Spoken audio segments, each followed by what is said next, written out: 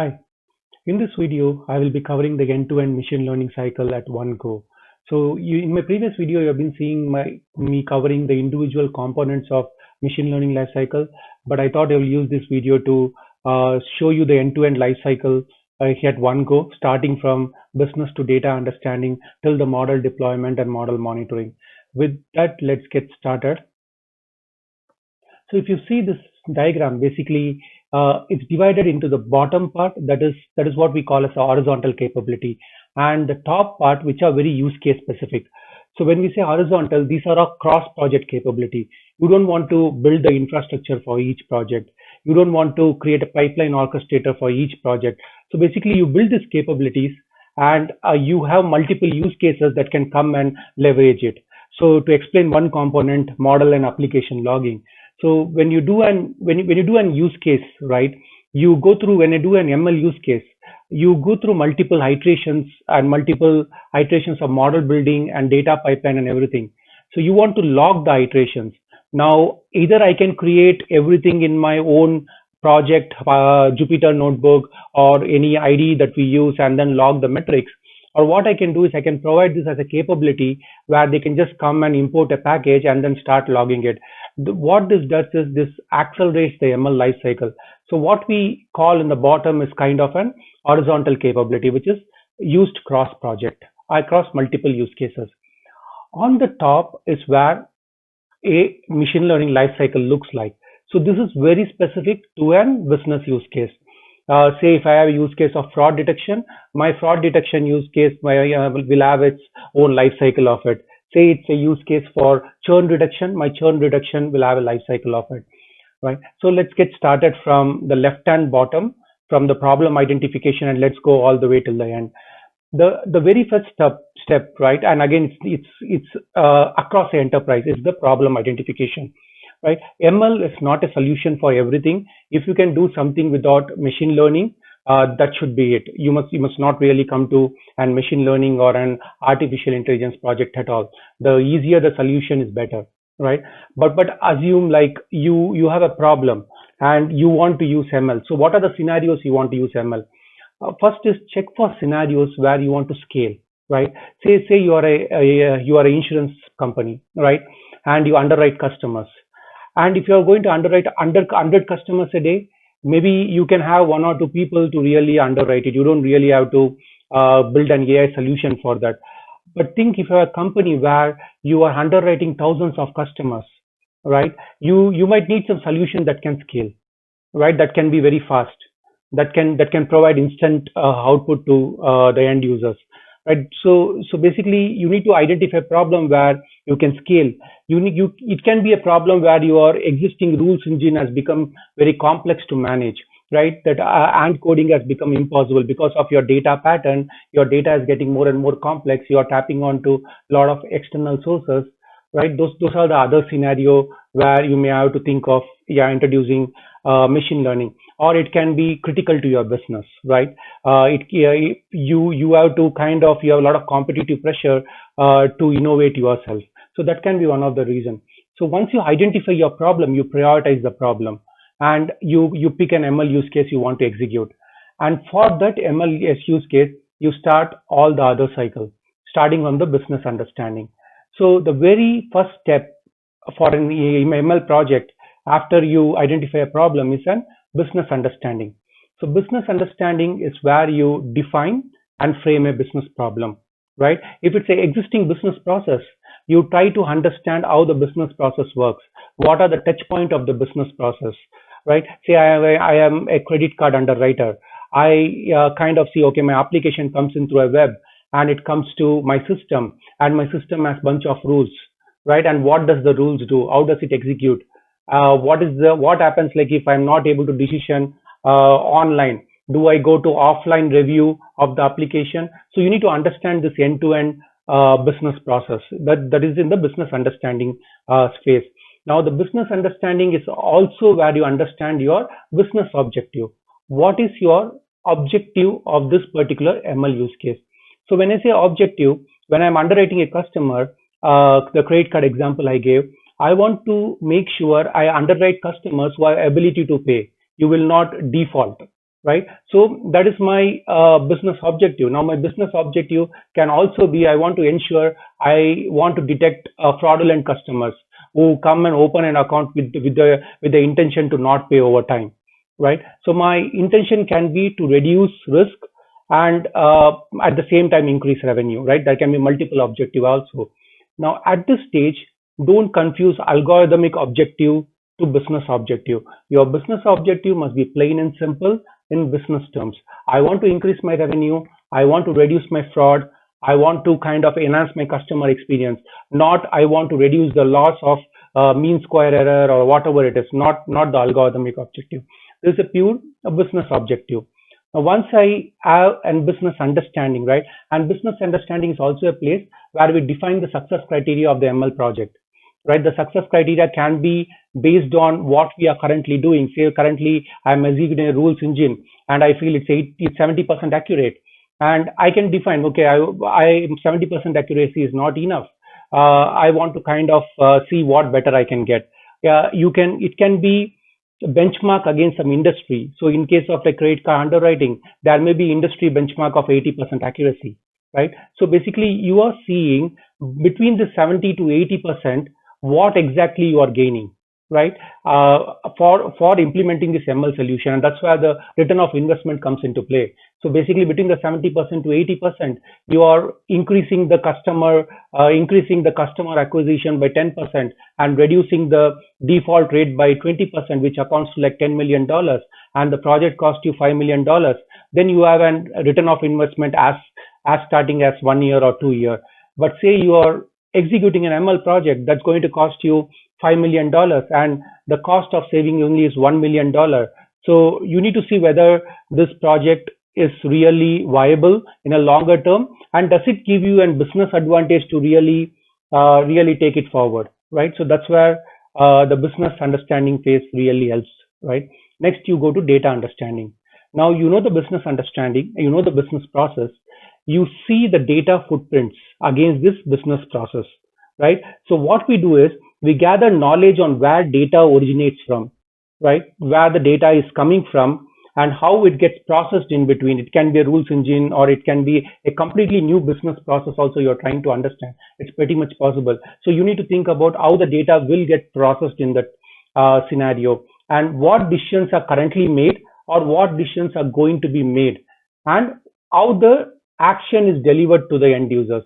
So in the data understanding, you track the data for the entire business process and see where the data exists, what kind of actions are taken out of the data, what are the multiple subsystems this data flows through. So that's about data understanding. Now, once you have this data understanding, what you basically do is you agree on a model SLA, right? Now, this is a very key important step. The reason is when you develop your model against a batch system, right? Your data is already stored in a warehouse or it's already stored in a data lake, right? It's a batch system. But when I have to deploy the model, I need to deploy it in a real-time system. So in the credit card example, a user comes in and submits his application online. As soon as the user clicks the submit button, you need to execute a model. So the model has to be responsive within say 100 millisecond or 200 millisecond. So you define an SLA. The reason is your training is different, your deployment is different. You need to account for your deployment during your training. If you are creating a very complex pipeline and you have an SLA of 100 millisecond and you have to process like 2000 transactions per second, there can be cases where you might have to do it. At that time, you need to make sure you will meet your SLA need, because even after you integrate your business process, if it does not meet your SLA need, the model is kind of not going to be of any benefit to you. So that's what they say. Model development is easy. Model development is very hard. Or rather, I would reframe it. Model development is hard, but model deployment is even harder, right? So next comes the data collection part of it. Now we understand our business, we understand our data. We go and collect the data. The data can be already collected and centralized, or we may have to go to the individual source system and collect the data that is required for our model. This is the data collection phase, right? Now, next comes data analysis. Now you have your data collected in a centralized space, right? In the data analysis phase, you understand your data better, right? You use descriptive statistics to get an bigger picture of your data, or you use inferential statistic to check multiple data set to make sure this data set is in line with what you are training, what you are testing, what you are validating. Because if you train with a model and test with a different model and validate with a different distribution altogether, right, you are not going to get the same performance metrics. So it can be also an exploratory data analysis where you do multivariate analysis or univariate analysis to check how this particular input futures behave against your target, right? And you also do analysis to see what additional transformations you can do to the data so that the data provide the data the output is there is better outcome to it, right? Your model is better able to distinguish between a genuine and non-genuine user, or a user with a good credit score or not credit score, right? So basically, you kind of transform the data into a form that model can understand better, right? Many of your business problem can be enhanced. The accuracy of the model can be enhanced with pretty good data transformation and future engineering. So this part is very key. The data analysis part is very important. And once you have it, you feed your data transformation rules. So you tell your data engineer team, these are the kind of transformations I need to be done on the data, all right? And at the same time, if you see below, there is a data validation and anomaly detection phase. So what we do is, now you have your transformation, you collect your descriptive statistics and you store it, say for example, in an repository that I have connected to Health Dashboard and Alert. Think it is a repository. So I am storing all my descriptive statistics over here. I will come back to this, what I will do with that.